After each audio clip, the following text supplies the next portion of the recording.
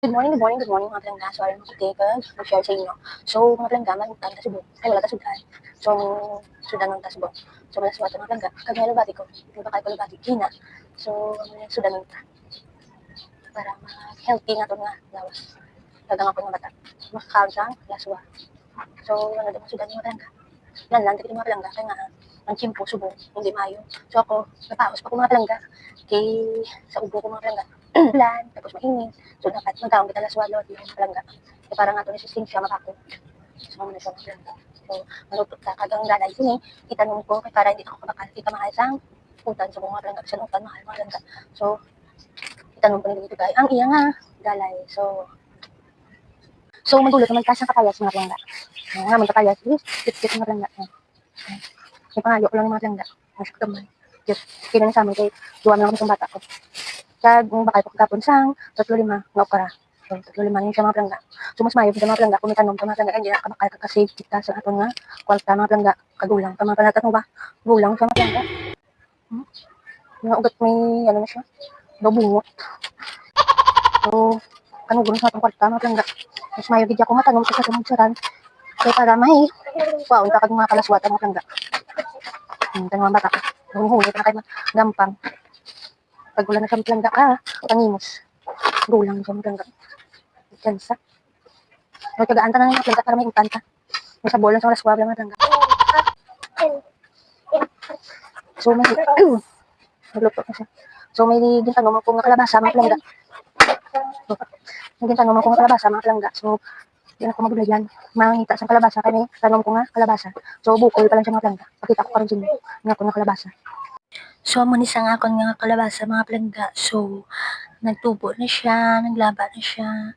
So nagtubo lang yan siya mga plangga. Siguro gintanom ni siya ni mama pagalin din nila. So na siya may bunga na siya mga palangga kanami.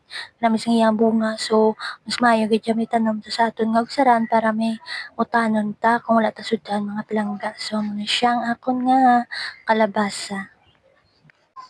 Maayo gid siya may tanom ta mga palangga. Kaya hindi na kabakal. Kaya kung kisa ang utang hindi mo bala mapili maayo. May gulang. Mga palangga. So luton ko rin sa mga palangga. Kaya kita ko sino magluto kami sa laswa. So, ayun na mga palangga, nagulot ko ng kapayas. So, medyo kapal pa sa mga palangga. Tapos, ang ato nga, okra. Hugasan ka lang, kinugasan ko lang yung kapayas. Hugasan ka ang lubati, kag ang okra.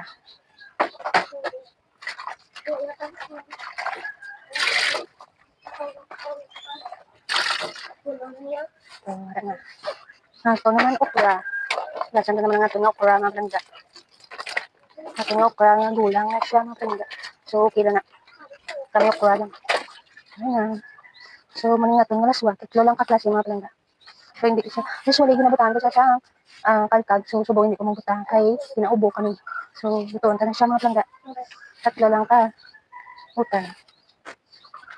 So, ari na mga palangga. Maluto na ta sa atong laswa. So, nako ko na nga nga kala ang ako nga kasirola kay para sa karon gabi. So, nyapon. So, tanaw mga palangga kung gabukal na siya.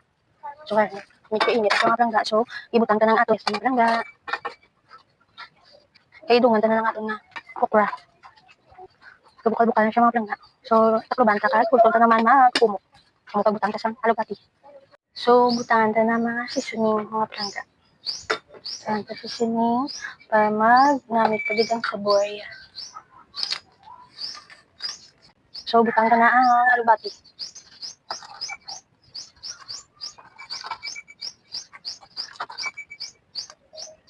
So, pulton naman nato ng bukal siya kag mahumok. Kag okay na siya mga palangga dayon. So, may nabilin kami sa kapit nga chorizo. Initon ka lang mga palangga. Kag maluto ko sa so, luto na natin nga laswa mga palangga. So, gintinit ko siya mga palangga. So, namin subong kaon laswa ko. Pati pilulan mga palangga. So, nainit ko na nga kon nga uka. Kag ang aton nga chorizo. So, may sausawa naman ito mga palangga. So, mga palangga, mamahaw kita.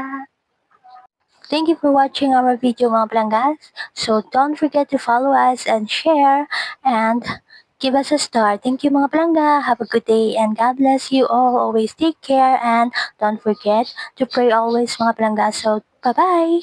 Have a good day. Mwah.